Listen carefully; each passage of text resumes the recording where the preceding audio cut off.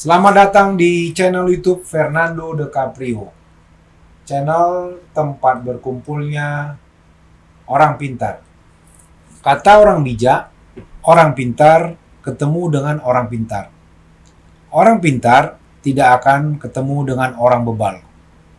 Pada hari ini saya kedatangan tamu bro saya yang cukup senior di dunia peradilan. Beliau adalah seorang advokat dan dosen tidak tetap di Universitas Trisakti. Hari ini kami akan membahas bagaimana eksekusi jaminan fidusia pasca putusan Mahkamah Konstitusi nomor 18 tahun 2019 tanggal 6 Januari 2020. Hal ini menarik sekali dikarenakan di luar sana banyaknya tarikan-tarikan jaminan fidusia bergerak yang dilakukan oleh debt collector. Saya memanggil beliau dikarenakan beliau seorang pakar di bidang perkara khususnya sengketa jaminan fidusia.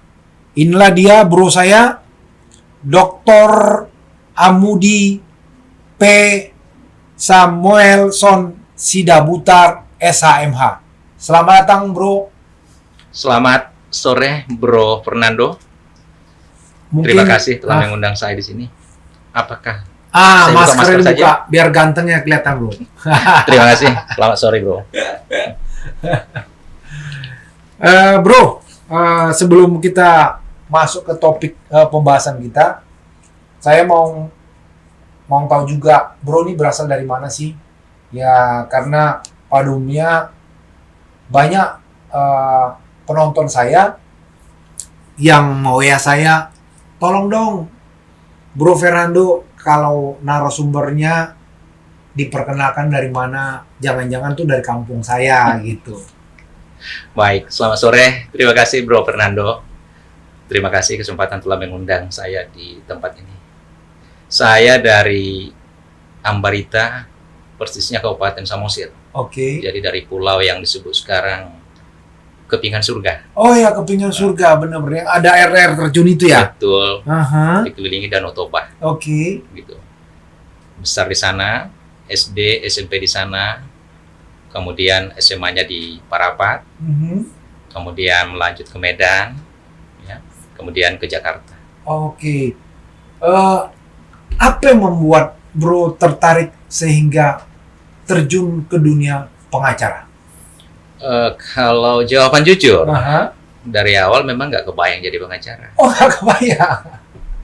Karena memang dari awal saya pinginnya jadi seorang PNS Oke. di Departemen Dalam Negeri. Oke. Tetapi tidak dapat. Saya jalani dunia pengacara ini, saya nikmati, saya pahami, ya saya syukuri. Oke. Nah, itulah yang menjadi dunia saya sampai sekarang. Nah, dan sekarang jadi dinikmatin ya? Betul. Oh. Bro, ini kan banyak sekali, bahkan di media mainstream, banyak terjadi tarik-menarik terkait adanya jaminan fidusia. Ya.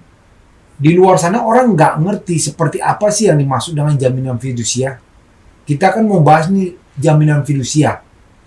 Bisa nggak bro ceritakan, jelaskan ke masyarakat supaya masyarakat penonton channel YouTube Fernando De Caprio ini semakin mengerti. Karena tujuan channel ini untuk memberdayakan orang-orang seperti Bruni yang mengerti hukum, memberikan ilmunya kepada masyarakat sehingga masyarakat tidak diperdaya oleh aparat hukum di luar sana. Bisa ceritakan, dijelaskan bro seperti apa sih jaminan fidusia? Terima kasih Ya. Bro. Sebelum langsung ke topik, boleh saya awali dengan jaminan. Oke. Kebetulan saya ngajar di universitas tertentu di Grogol, Oke. hukum jaminan. Oke. Dan fidusia ini adalah salah satu materi kuliah. Mhm. Kebetulan juga hampir 2 tahun saya pernah menjadi legal litigasi di sebuah perusahaan pembiayaan Oke. yang berurusan dengan soal unit ya, objek jaminan fidusia yang sering menjadi masalah dari debitur-debitur yang prestasi. Oke. Jadi di Indonesia memang jaminan kan digolongkan ada dua, jaminan umum dan jaminan khusus.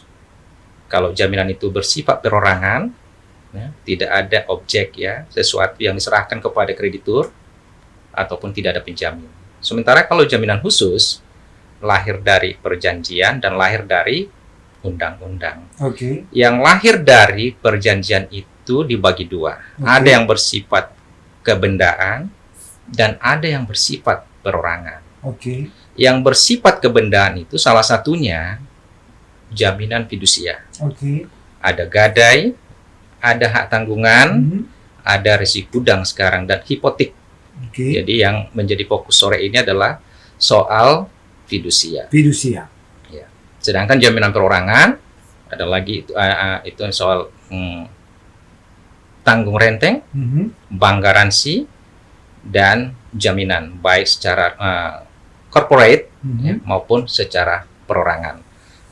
Nah, jaminan fidusia yang seperti apa yang mau Bro sampaikan kepada masyarakat? Ini saya tertarik mengingat di luar sana kan jaminan fidusia umumnya masyarakat tahu adalah terkait dengan benda bergerak, Betul. ya, mobil, motor, ya.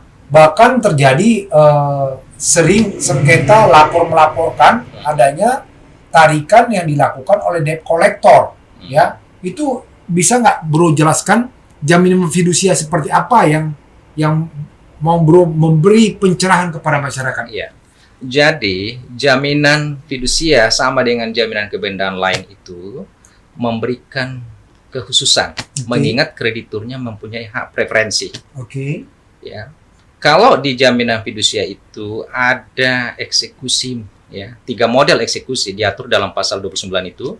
Kalau debiturnya ingkar janji uang prestasi tidak bayar cicilan, itu krediturnya bisa melaksanakan eksekusi secara titel eksekutorial. Oke. Artinya melakukan permohonan kepada Ketua Pengadilan Negeri. Mhm. Ketua Pengadilan Negeri kemudian memanggil debiturnya kemudian untuk memberikan peneguran-peneguran. Mhm. Jika mana debitur tidak melaksanakan, maka nanti akan keluar penetapan untuk eksekusi. Mhm. Kan begitu. Yang kedua adalah parate eksekusi. Oke. Parate eksekusi ini yang memberi hak eksklusif ya kepada kreditur untuk melakukan penarikan unit objek jaminan fidusia, kemudian untuk melakukan eksekusi penjualan Mhm. dengan lelang ya, Oke. sehingga dari hasil lelang itu dia dapat memperoleh uang untuk menutup kerugian. Aha. Kan begitu. Itu yang menjadi masalah yang sering yang Bro tadi bilang bahwa ada tarik menarik atau menjadi diskusi panjang, Aha. beda pendapat di kalangan masyarakat itu sendiri. Mhm. Ya. Yang saya mau tanyakan sih tentang parate eksekusi ini berapa lama atau adakah tenggang waktu yang diberikan atau mungkin aturan hukum yang membuat atau dinyatakan seorang debitur tuh sudah dalam keadaan tidak bisa membayar sehingga di luar sana adanya kegiatan-kegiatan yang menarik barang bergerak tersebut. Jadi dari memahami undang-undang fidusia dan dari pengalaman saya sebagai legal litigasi di sebuah perusahaan pembiayaan, itu memang semua di awal itu ada dalam perjanjian debitur dan kreditur. Oke. Pada saat awal debitur kreditur untuk sepakat, debitur menjadi memfasilitasi pendanaan. Biasanya di awal itu sudah ditantangani. Ada surat kuasa penarikan Oke. ya, secara sukarela. Mhm. Bahkan sebenarnya tanpa itu pasal 30 Undang-Undang Jaminan Fidusia maksud saya, Mhm. itu dalam keadaan debituran prestasi, debitur secara sukarela harus menyerahkan itu. Mhm. Tetapi baik dari putusan Mahkamah Konstitusi nomor 18 tadi, Mhm. memang tidak disebut secara real, tegas, jelas kapan debitur uang prestasi. Oke. Ya, pada saat kapan kreditur sudah bisa melaksanakan eksekusi menggunakan eksklusifnya tadi. Iya. Itu yang menjadi sering permasalahan. Dan dari pertimbangan Mahkamah Konstitusi saya lihat itu kan dia ada dua ya. Pertama, bahwa seluruh perjanjian mestinya harus memenuhi asas keadilan dan kepastian, Oke. termasuk kepada objek itu sendiri, keadilan kepada debitur dan kreditur. Menurut Mahkamah Konstitusi, bahwa perjanjian yang memberikan eksekusi parate kepada kreditur itu tidak memberikan keadilan kepada debitur. Wah. Karena debitur tidak punya kesempatan untuk membela diri, tidak punya kesempatan untuk mencari solusi, misalnya menjual objek, Iya. kan dari hasil jual kan dia semestinya boleh dapat, kan Betul. gitu kira-kira. Kemudian juga tidak memberi pasti kapan cederanya itu. Nah. Apakah cicilan telat sekali, 2 kali, 3 kali? Ya, undang-undang jaminan fidusia tidak sangat dengan detail, tidak sampai seteknis itu. Nah, kalau tidak detail begitu, gimana dong kalau misalnya nih, anggap saja misalnya nih saya mencicil sebuah mobil, Aha. lalu saya sudah mencicil mungkin 1 tahun, ya 12 kali. Nah, di bulan ke-13 dikarenakan sesuatu hal saya tidak bisa mencicil. Lalu di bulan ke-14 juga saya tidak mencicil. Tapi saya sudah punya asumsi bahwa saya di bulan ke-15 atau paling lama bulan 16 saya akan bisa mencicil tuh. Aha. Nah, tapi ternyata tiba-tiba datang debt collector di bulan ke-15 dia tarik tuh mobil Nah, saya. ya. Lah, di mana dong kepastian hukumnya? Maksudnya memang ini kami merasa dirugikan dong sebagai debitur yang sudah menjalankan ini kami kewajiban kami selama 1 tahun lebih, tiba-tiba seenaknya debt collector yang ditugasi oleh kreditur itu bagaimana tuh, Bro? Ya, itulah soal pemahaman tentang keadilan. Keadilan Oke. itu sendiri kan tidak pernah sama untuk setiap orang. Perspektifnya kan berbeda. Ya. Oke. Tapi memang kita dapat memahami itu. Anggaplah, ini kan kebetulan tadi objeknya mobil ya. Iya, karena Sebenarnya objek fidusia itu kan saya bilang benda bergerak. betul. Yang ya, apa nih gini, Bro? Yang sering terjadi itu memang mobil dan motor. mobil dan motor. Karena satu, mobil dan motor ini adalah dipakai untuk mobilitas. Yang kedua, mobil dan motor ini bisa dibuat sebagai pamsos, Mhm. pamer sosial katanya, kan begitu kan? Jadi prestise. Nah, ini yang kadang-kadang orang padahal dia belum mampu untuk mencicil mobil atau motor, dia paksakan. Tapi ya itu tadi, dia di 1 tahun dia bisa, lalu bulan ke-13 atau 14 nggak bisa, bulan 15 nggak bisa, tapi dengan seenaknya kreditur mengirimkan debt collector mata elang gitu loh. Itu yang Iya. mengapakan. Itu yang saya bilang tadi. Sebenarnya ketidakadilan dari sisi kreditur dan debitur itu berbeda. Supaya lebih dekat kepada contoh yang Bro sampaikan tadi ya. Kita anggap aja tenor mobil 36 bulan. Oke. Sudah bayar 2 tahun. 2 Berarti tahun. 24 bulan. Aha. Bulan tahun ketiga, bulan ke-25, 26, Mhm. anggap ada masalah lah. Ada masalah kayak keuangan. COVID inilah nih sekarang nih kan banyak Ya. orang bermasalah nih, Bro. Iya, betul. Aha. Ya. Hitung-hitung kan udah jauh lebih banyak yang dikeluarkan oleh debitur Iya, daripada sisa kewajiban. betul. Tentu dia akan berpandangan itu tidak adil. Iya dong. Ya. Itulah yang dikoreksi Mahkamah Konstitusi. Konstitusi. Karena Undang-Undang Jaminan Fidusia itu tidak sangat teknis, Mhm. ya. Dalam pengalaman saya tadi itu memang di situ. Kalau misalnya debitur tidak bayar, biasanya itu pakai internal. Oke. Awalnya ya, Awalnya. misalnya tidak bayar 1 hari, 1 bulan, Aha. itu disuratin Oke. internal. Kemudian didatangi internal juga. Mhm. Lama-lama, apalagi udah sempat 2 bulan sekian, itu yang biasanya diberikan kepada pihak ketiga yang saya pinjam, tadi istilah Bro, Iya, Debt. mata elang. debt collector. Aha, debt collector mata elang ya. Kalau mata elang itu kan, itu bagian dari pola kerja mereka. Oke. Itu orang yang sedang yang ditugaskan di lapangan untuk melihat mobil, objek yang Dia warawiri bergerak itu. plat. Aha. Kemudian mereka memberikan informasi untuk tim eksekutor untuk Oke. melakukan penarikan itu. Mhm. Jadi memang Undang-Undang Jaminan Fidusia tidak secara eksplisit menyatakan cederanya janji Mhm. kalau telat sebulan 2 bulan. Mhm. Kemudian di perjanjian awal-awal mereka juga disebut hanya disebut itu secara sukarela, Mhm. itu hanya menambal sebenarnya. Iya, Karena tanggal iya. pasal 30 kan sudah jelas. Iya, Debitur secara sukarela harus mengembalikan unit iya. manakala dia sudah uang prestasi. Mhm. Uang prestasi itu dalam 1 bulan 2 bulan kan tidak disebut, Iya. ya. Sehingga itu menjadi terminologi, ya, sepihak, eksklusif, Mhm. ya, sesuai dengan pandangan Mahkamah Konstitusi. Nah, ini pertanyaan bro, di luar sana orang awam bilang begini, itu kan misalnya mobil atau motor itu kan atas nama dia, Betul. kan atas nama dia tuh, Atas nama debitur. debitur. Nah, lalu tiba-tiba orang ngambil gitu, boleh dong itu dilaporkan ke polisi perampasan? Gimana tuh bro? Jadi kalau sebelumnya, Mhm. sebelum kita bedah nih ya, Iya. sebelum putusan Mahkamah Konstitusi, maka berlaku pasal 29. Mhm. Dengan ketidakjelasan tadi, begitu disuratin, pakai tangan ketiga debt collector, Mhm. sesungguhnya boleh melakukan penarikan, Mhm. dibenarkan. Dengan adanya jaminan sertifikat fidusia. Karena di sertifikat jaminan fidusia yang dikeluarkan Kementerian Hukum dan HAM, itu ada irah-irah Mhm. demi keadilan berdasarkan ketuhanan Maha Esa. Oke. Itu kan sama dengan nilainya dengan putusan Pengadilan. pengadilan yang telah berkekuatan hukum tetap. Iya. Itu yang memberikan dasar kewenangan kepada mereka untuk melakukan eksekusi tadi. Mhm. Itu sebelum Sebelum putusan MK. Jadi mereka punya kewenangan untuk melakukan penarikan, Mhm. bahkan dengan belakangan dengan bantuan peraturan Kapolri ya, untuk minta pendampingan dari Kepolisian. kepolisian, Aha. semata-mata untuk mencegah Ada bentrok. ada bentrokan. Mhm. Karena ada banyak, ada tantangan di lapangan ya, ada Iya, massa misalnya gitu. Itu yang dikoreksi di sana di Mahkamah Konstitusi tadi, Aha. ya kan?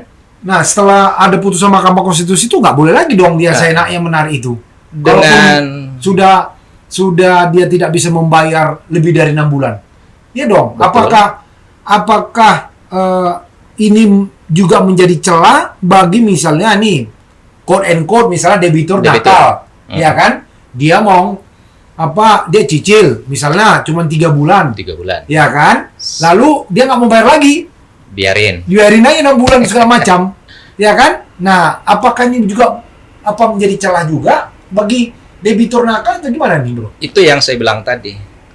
Kalau tadi kan kita melihat dari sisi keadilan untuk debitur. Iya.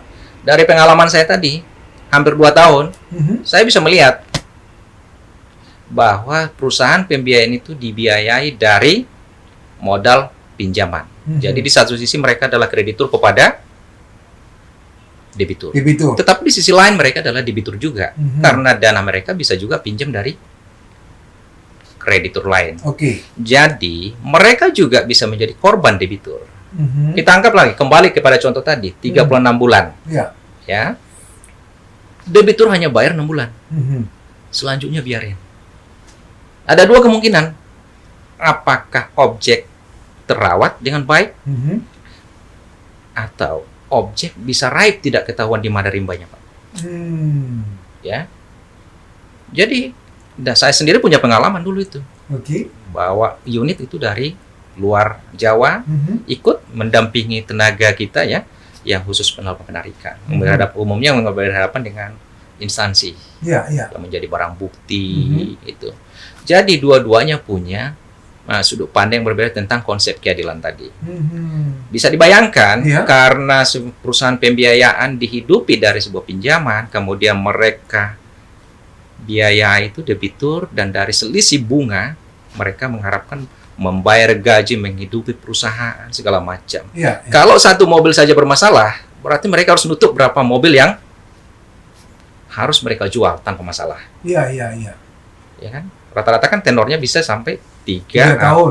4, 5 tahun. 5 tahun maksimum kalau Nah. mobil tuh 5 tahun ya, bro 5 ya. tahun. Nah, yang kedua, bisa saja itu memang objeknya tidak hilang, Mhm. tidak raib, tetapi kurang terawat dengan maksimal, Pak. Hmm. Sehingga harga pasarnya mestinya masih 2 tahun, masih modal masih dalam kondisi bagus, Mhm. tetapi belum tentu. Saya pun punya pengalaman soal itu. Oh. Jadi kalau di harga pasar mestinya laku 50 juta, Aha. dijual ya 30 juta juga nggak laku, Pak. Oh. Oh, karena debitur tadi tidak merawat. tidak merawat. Jadi memang ya, tipikal debitur juga akan menentukan Mhm. niat baik ya, di samping capacity ya, kondisinya, karakter itu kan sangat menentukan. Ya, Hanya saja kan niat baik itu kan susah alat Ya. ukurnya betul. ya, sehingga mau tak mau pengawasan ya, termasuk dengan mata elang tadi Ya. dari kreditur itu Mhm. itu ibaratnya mereka aktifkan. Kalau memang udah naga-naganya mengkhawatirkan, Mhm. mereka mulai mengamati pergerakan debitur, pergerakan objek untuk mereka dapat melakukan penarikan Mhm. dulu. Tetapi dengan putusan Mahkamah Konstitusi yang mau tak mau harus merujuk ke Putusan pengadilan. putusan Mahkamah Konstitusi, karena Ya. putusan Mahkamah Konstitusi kan Mhm. mengikat kan, Ya. final dan mengikat. Tapi kan bukankah penarikan itu harus melakukan gugatan di pengadilan? Ya itu tadi. Jadi putusan Mahkamah Konstitusi kan ada dua hal. Iya. Mereka membatalkan pasal sepanjang frasa titel eksekutorial dan frasa merupakan putusan yang sudah berkekuatan hukum tetap yang melekat dalam pasal 15 ayat 2 Mhm. plus ya, frasa cedera janji di pasal 15 ayat 3 Undang-Undang Jaminan Fidusia itu kan tidak berlaku lagi. Sepanjang Mhm. ya, kecuali boleh berlaku manakala debitur secara sukarela menyerahkan objek Oke. atau debitur dan kreditur sepakat. Sepakat. Nah, Kita tahu sepakat adalah hukum tertinggi kan. iya, iya. Selesai. Ya. Masih boleh, tetapi sepanjang dua hal itu tidak terpenuhi, mau tak mau tidak ada pilihan bagi kreditur Mhm. ya, kalau berbicara soal hukum. Mhm. Kreditur mau tak mau harus melakukan permohonan ke ketua Pengadilan. pengadilan negeri. Nah, berarti ini dong, artinya gini. Di satu sisi putusan Mahkamah Konstitusi itu bisa melindungi bagi debitur Debitur. yang baik, Yes. yang mempunyai etikat baik. Iya. Di satu sisi, putusan Mahkamah Konstitusi itu juga bisa peluang bagi debitur yang nakal. Mm-mm. Ya gitu ya, bro ya. Bisa jadi. Nah, jadi tapi yang terjadi kita lihat di lapangan adalah para debt collector itu malah dia sewenang-wenang kepada debitur yang baik gitu loh. Mm-mm. Ini yang terjadi itu gimana pandangan bro? Malah kepada debitur yang tadi punya niat tidak baik karena dia sudah mens reanya, dia mau cuman bayar 3 bulan 4 bulan, habis itu dia biarkan gitu karena dia tahu di balik itu orang-orang yang khususnya debitur yang mempunyai niat tidak baik itu dia sudah tahu celah hukumnya gitu loh. Justru orang yang debitur yang berniat baik tadi itu dia nggak tahu, sehingga bahkan debt collector itu memperalat mereka orang-orang debitur yang niat baik itu. Gimana tuh, Bro? Masalahnya mungkin adalah dalam beberapa kasus atau banyak kasus tidak mudah membedakan mana debitur baik dan mana debitur tidak beretikat baik. Oke. Kalau itikat ya, tadi saya katakan kan, kreditur mengharapkan pengembalian itu dari debitur yang beritikat baik. Oke. Tetapi di samping itikat baik juga kan ditentukan kemampuan. Mhm. Sulitnya membedakan itikat baik dan yang tidak beritikat baik itu tadi, itu yang saya kira tidak mudah. Sehingga buat perusahaan pembiayaan umumnya ya, perusahaan pembiayaan umumnya, asal sudah jatuh tempo Mhm. setelah disuratin tadi, Mhm. kemudian didatangi juga, Mhm. kemudian sampai pinjam pakai jasa eksternal, Ya.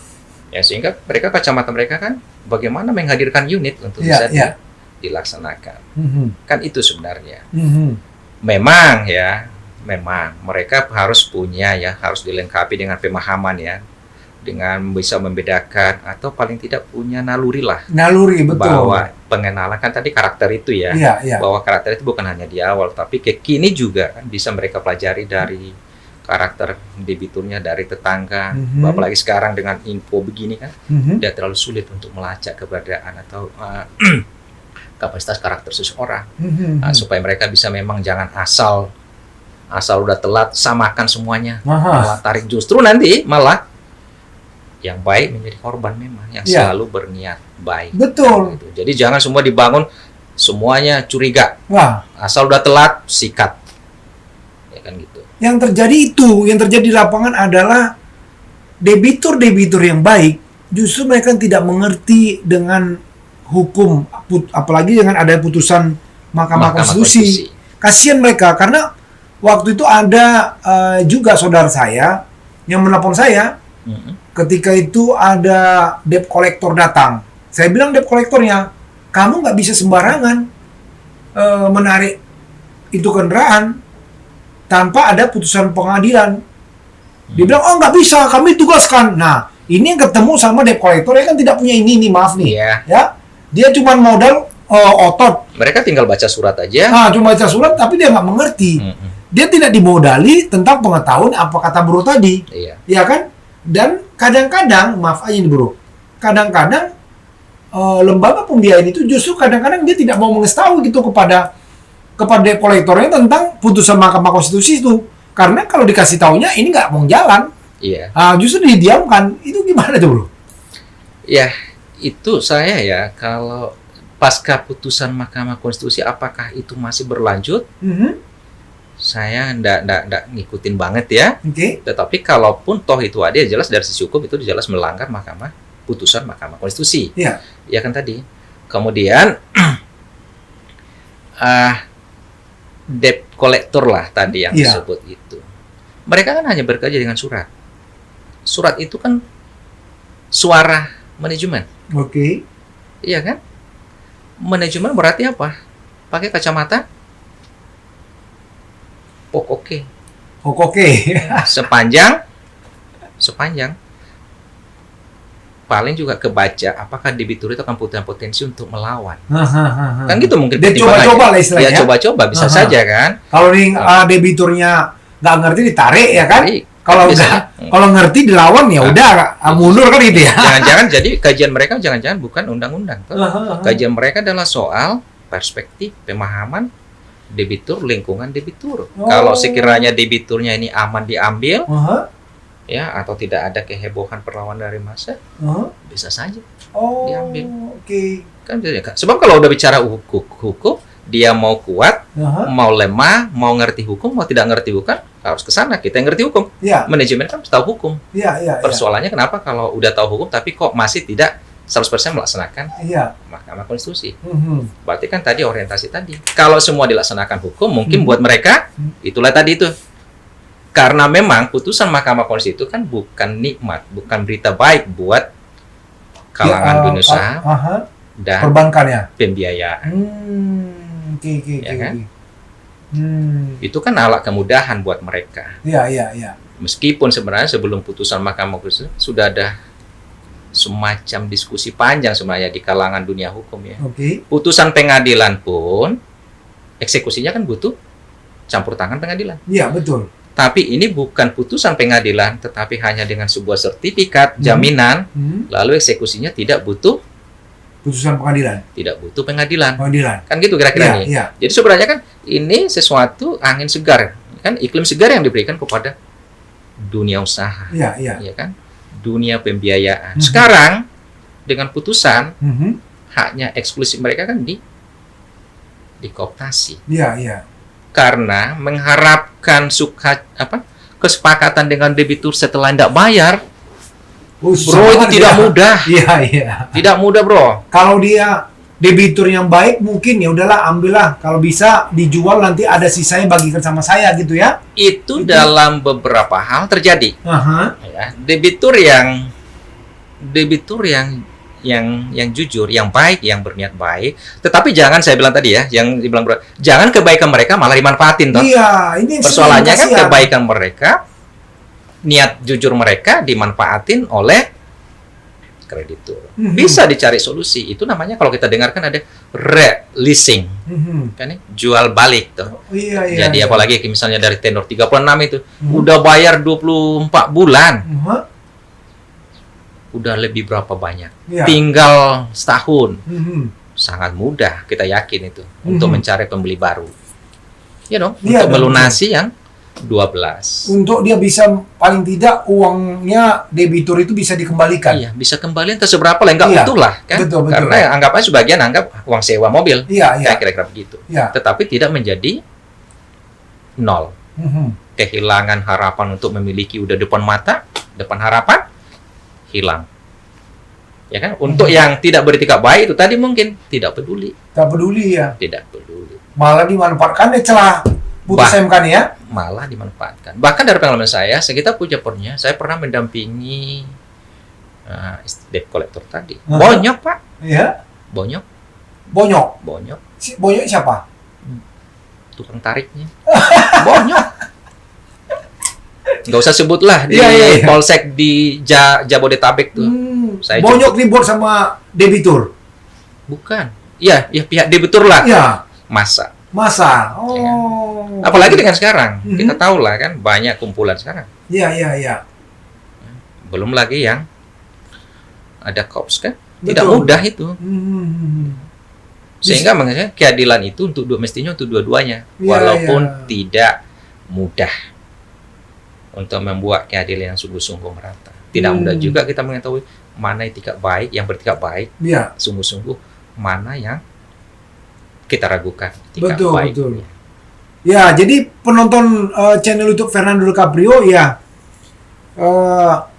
kalau Anda memang tidak mampu kira-kira untuk membayar, janganlah gaya-gayaan beli mobil, beli motor ya kan, nanti sangkut ya. Jadi, tapi ya kalau memang harus itu membuat Anda mungkin mobilitas Anda lebih lancar ya lakukan ya.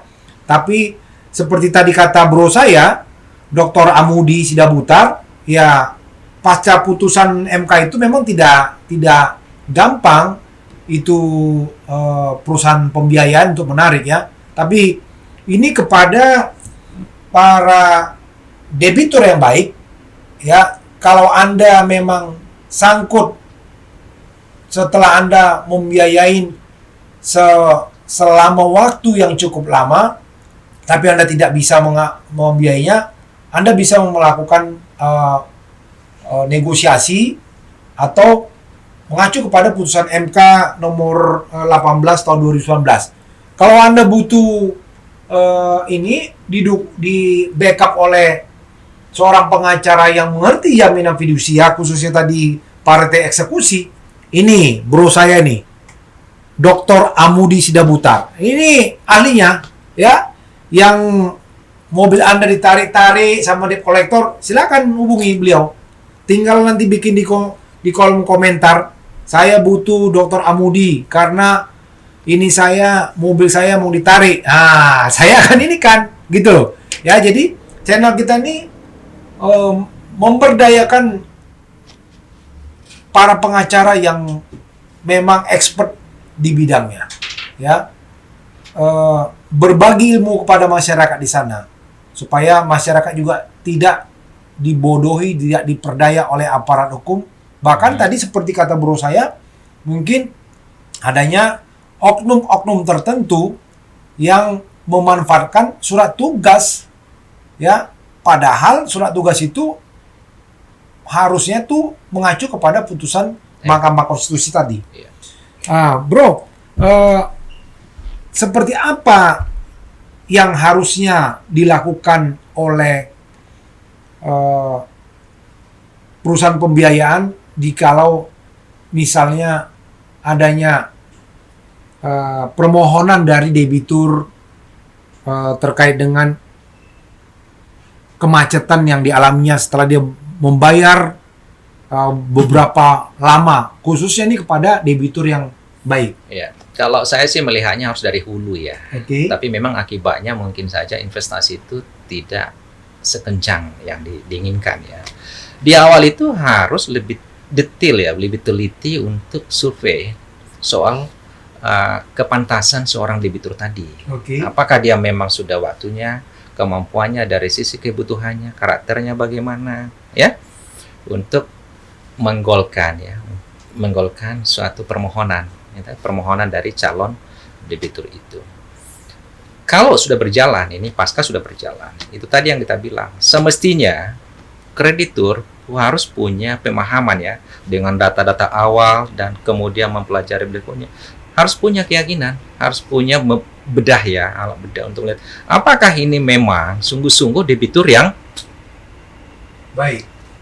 beretikat baik, hanya karena prediksi bisnisnya, perencanaan keuangannya tidak sesuai harapan, sehingga saya kira layak mendapat kesempatan, atau kalau mau sama mau dibukakan solusi, ya kan?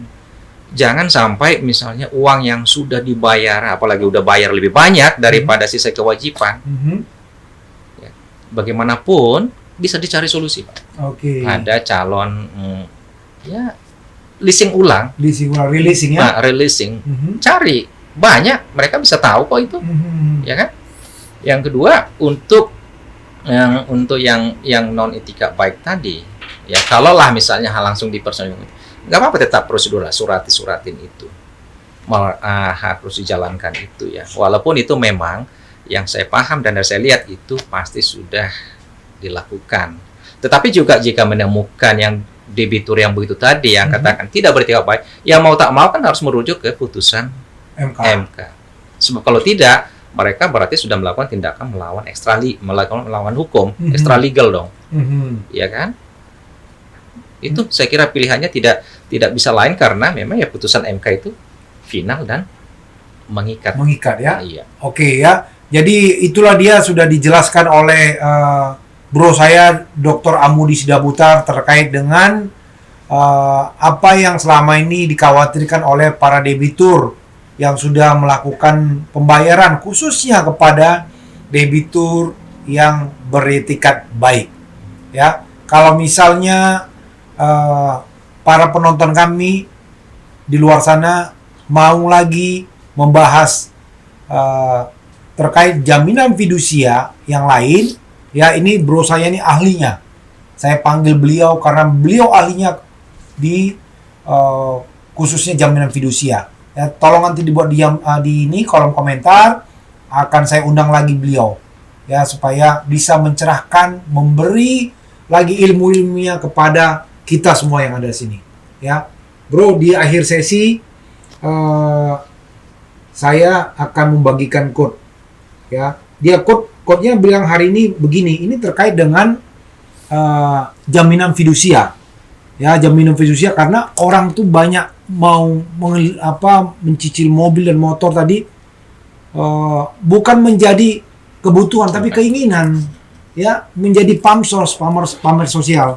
Nah, kita bagi quote hari ini kepada orang-orang di luar sana ya, sesuai dengan apa yang disampaikan oleh bro saya. Quote kita hari ini mengatakan gini, kesederhanaan membawa kepuasan dan semua hal akan tumbuh dengan baik.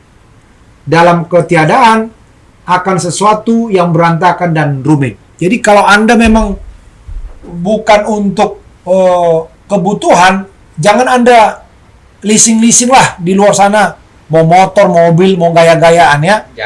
Jangan paksakan diri, kata bro saya ini. Nanti kalau nggak Anda stres sendiri, duit Anda sudah keluar banyak, nggak bisa cicil, akhirnya apa? Di rumah berantakan, lempar piring sana sini, suami istri berantem. Oke? Bro, apa yang bisa bro sampaikan terhadap channel YouTube nih bro, untuk channel ini semakin berkembang? Ya, saya setuju ya. Jadi, saya setuju banget dengan itu. Mari kita memenuhi hidup dengan kebutuhan kita dan dari kemampuan kita. Ya.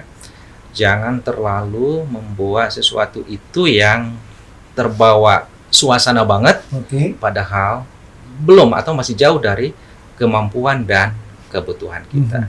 Dan jika memang karena kebutuhan kemudian mendapat fasilitas pembiayaan pengadaan sebuah objek, dan kemudian di tengah jalan ternyata menghadapi masalah, silakan melakukan pendekatan dengan perusahaan itu untuk mencari solusi.